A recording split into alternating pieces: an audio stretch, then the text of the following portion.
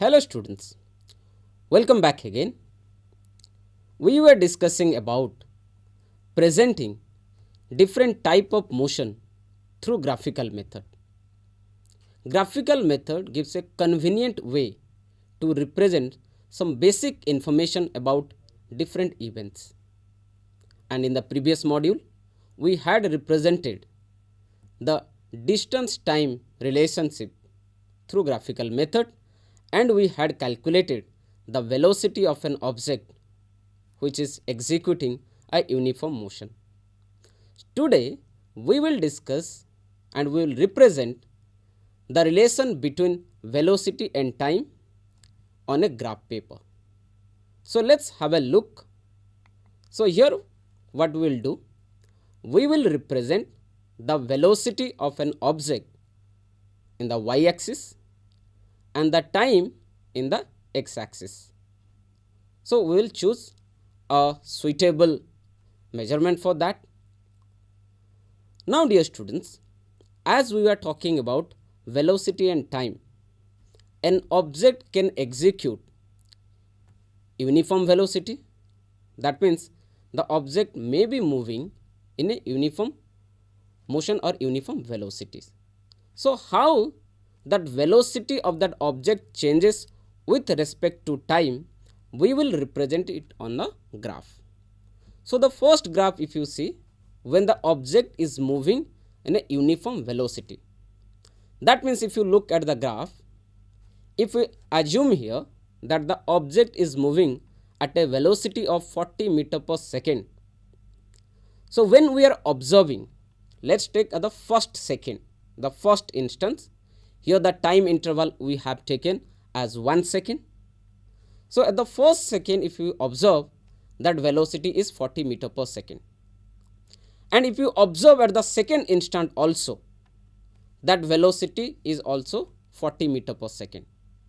And if you observe after another second also, at the third second, the velocity of the object also remains the same, that is 40 meter per second, and so also at the fourth second. So what we conclude from here, that the object is executing as a uniform velocity. It's moving in a uniform velocity in a straight line. Of course, we are representing motion of object in a straight path, in a straight line. So here the object is moving with a uniform velocity. Now if you look at the graph, how does it look like? You will see a straight line. The graph is a straight line parallel to the time axis or the x axis. So we can conclude here that if an object is moving with uniform velocity with respect to time, then the graph will be parallel, will be a straight line parallel to the time axis or x axis. Now we can also calculate from this graph the distance traveled by that object in a particular interval of time. So we know that object is going with a uniform velocity. So how can we calculate the distance traveled by that particular object in a particular interval of time? As we know, the product of velocity and time will give us the distance traveled by the object. So let's try to solve how much distance that particular object has traveled between a time duration. Let's assume that we want to calculate the distance traveled by that object in an interval of 1 second to the third second. That means within that 2 seconds, that time interval is 2 seconds. So we will draw perpendicular at time t1 and time t2 to the straight line. AC and BD are the perpendicular line at the time t1 and t2. So in order to calculate the distance, if you calculate the area under the time axis as well as the velocity, the area enclosed in ABCD will give us the distance traveled by the object. As we know, the velocity is given as 40 meter per second and the time duration is given to us as 2 seconds. So simply what we will do, that if we take the distance travelled by that object as s, then we will calculate it as AC into your CD. The height of AC gives us the velocity and CD gives us the time interval. So AC is 40 meter per second multiplied by the time duration is your 2 second, because T2 is 3 second, T1 is 1 second. So 3 minus 2, that will give us 2 second.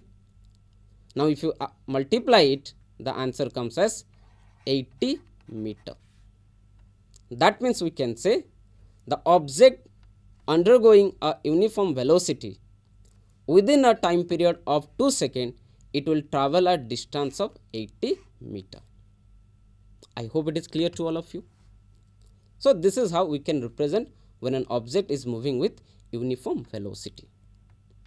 Now another situation comes when the object is undergoing a uniform acceleration. That means the velocity is not remaining constant throughout, rather the velocity is changing uniformly in a given interval of time. That's what we call as uniformly accelerated motion. Let's take one example. Here if you see, let us assume a car is moving in a straight line and we are recording the odometer at a different time interval. The time interval that we have taken here is 5 seconds. So the time interval will be 5 seconds. So after each 5 seconds, we will record the velocity of that car in meter per second, as well as we have recorded in kilometer per hour. So at initial, the car is at rest, so the time is 0 as it is the reference origin. So the velocity is also 0. After 5 seconds, the velocity is given to us as 2.5 meter per second, or we can say in terms of kilometer per hour, it is 9 kilometer per hour. Similarly, if you see at the 10th second, the velocity is 5 meter per second. At the 15th second, the velocity is given as 7.5 meter per second, and at the 20th second, it is 10 meter per second. At the 25th second, it is 12.5 meter per second, and at the 30th second, it is 15 meter per second. Now from this data you can know that in an equal interval of time, the velocity of the object is increasing uniformly. If you subtract any two consecutive velocity, suppose at the 5th second and the 10th second, 5 minus 2.5 gives us 2.5 meter per second. That means in each interval, the velocity of the object is increasing by a factor of 2.5 meter per second. So if we plot this in a graph, our graph will look something like this. And what you observe here, that the graph of an object moving with uniform acceleration is a straight line passing through the origin. Now from this particular graph, we can also calculate the distance travelled by that object. That means when an object is executing uniform acceleration, in that time also we can calculate the distance travelled by that particular object. In our reference, we had taken a car. So in a given time interval, we will try to find out the distance travelled by that car which is uniformly accelerated in the time interval of from 10th second to the 20th second. And for that, we need to consider the area which is enclosed under ABCE, which is nothing but the area of the rectangle ABCD plus the area of the triangle ADE. So let's see, suppose we will take the point A. Here the velocity is nothing but here, as we have represented the velocity in kilometer per hour.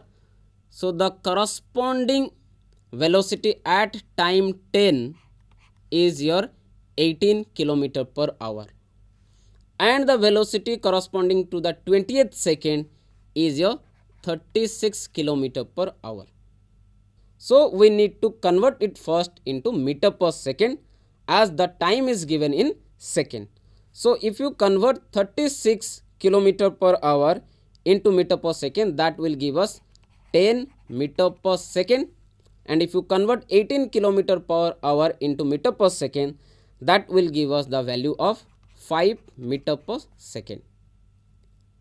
So now let's see, we will first calculate the area of this rectangle, then we will calculate the area of the triangle. So for the area of the rectangle, let's assume it is as S1, then we will have AB multiplied by BC. So AB, if you take, it is 0 to your B, that is will your 5 meter per second. So 5 meter per second multiplied by BC, 20 minus 10, that will give us 10 second. So you will get it as 50 meter. So now once we calculated the area of the rectangle, now let's calculate the area of the triangle ADE. So let's represent it as S2, which will be is equal to half into AD multiplied by DE. So your AD is nothing but the time interval, which is your 10 second, and DE is the difference in the velocity. At point E, if you take the perpendicular, it is 10 meter per second, and at point A, if you take that perpendicular, it is 5 meter per second. So 10 meter per second minus 5 meter per second, that gives us 5 meter per second. So if you substitute the values, half into 10 second multiplied by 5 meter per second, so that gives us 25 meter. So the total distance travelled by that object will be given as S1 plus S2, which will be, let us represent as S. S will be is equal to 50 meter plus your 25 meter, that will give us as 75 meter. So the distance travelled by that object in the time interval from 10 second to the 20th second is just 75 meter. So this is how we can represent an object which is undergoing uniform acceleration in a straight line. So now, so far we have expressed object undergoing uniform velocity and object undergoing uniform acceleration. What about object undergoing non-uniform velocity? How does that graph will look like? Let's have a look. So if you look here, the graph is nothing but a zigzag line. It's a random line, we can say. There is no regularities, because at different time interval the velocity is different, and hence the velocity time graph for an object executing non-uniform velocity undergoing non-uniform acceleration, that will represent in a zigzag line. Now at this point, my dear students, as we use the velocity time graph of an object undergoing uniform acceleration to calculate the distance travelled by it in a particular interval of time, we can also use that particular graph in order to find out the acceleration of that object. How can we do that? Let's have a look with another situation. So here, if you can see, that graph represents an object which is undergoing uniform acceleration, and as we have already discussed and we know that acceleration is nothing but the change in the velocity divided by the change in the time, that means the time interval. So if we take the example of over here, if I want to calculate the acceleration of that object from the 5th second and between the 10th second, that means the time interval is 5 seconds. So at the 5th second, if you see, the point is here, the velocity we have represented here is 20 meter per second, and at the 10th second, if you see, the corresponding velocity is nothing but your 40 meter per second. So in order to calculate the acceleration, what we will do? The initial velocity at 5th second is nothing but your 20 meter per second, and the final velocity at 10th second is your 40 meter per second. So what is the difference? 40 minus 20, that is 20 meter per second, and that change has taken place in a duration of 5 seconds. So change in the time, if we will take 5 seconds, the value that you will get is equal to 4 meter per second square. That means the acceleration of that object in this particular graph, which is executing a uniform acceleration, that acceleration we got A is equal to 4 meter per second square. So dear students, this is how we can represent the motion of an object on a graphical method, and also we can use it to find out the distance travelled by it and the acceleration of the object.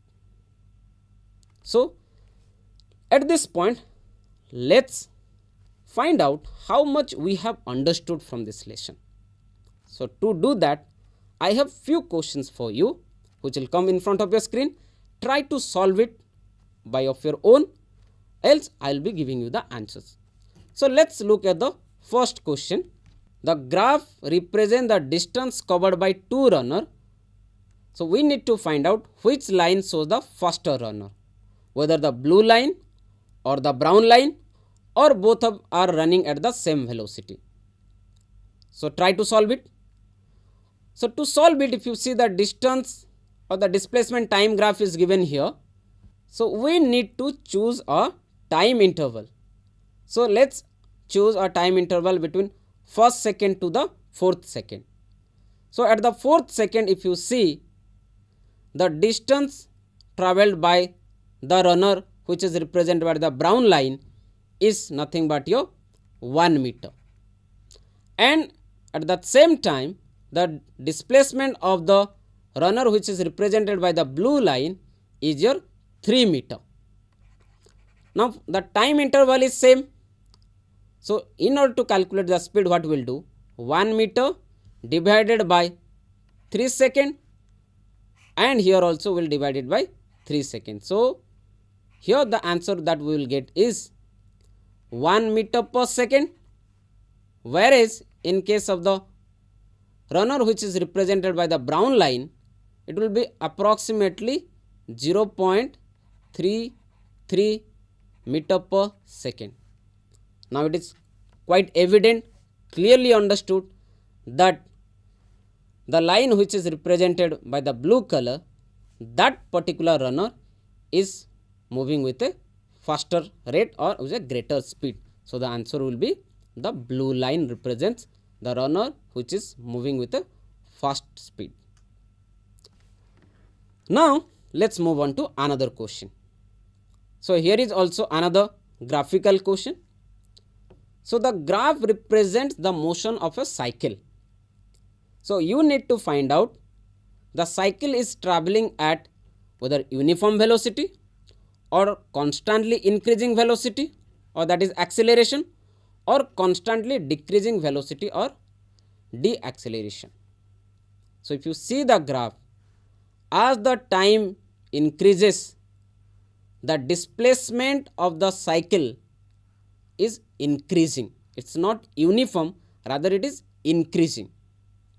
That means we can say that the velocity is constantly increasing, or the cycle is constantly accelerating. So the answer will be constantly increasing velocity or acceleration. Now let's look at another example or another question. So the question is, what is the quantity which is measured by the area occupied below the velocity time graph? In this module, we had already solved this type of question. So the area occupied below the velocity time graph represents the distance travelled by that object, because velocity into time is nothing but your distance. So the area occupied below velocity time graph will give us the distance travelled by that object in a given interval of time.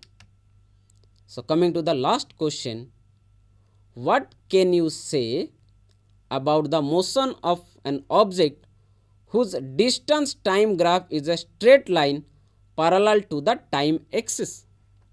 If the distance time graph is straight line parallel to the time axis, what can you say about the motion of the object?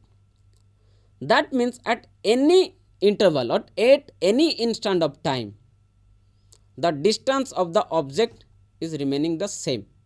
From the origin, the distance is same. That means the object is not moving, or we can say that object is at rest. When that object is at rest, the distance time graph will be parallel to the time axis. That means from origin to that particular point, that wherever that object is placed, that distance is not changing. That means we can say the object is at rest.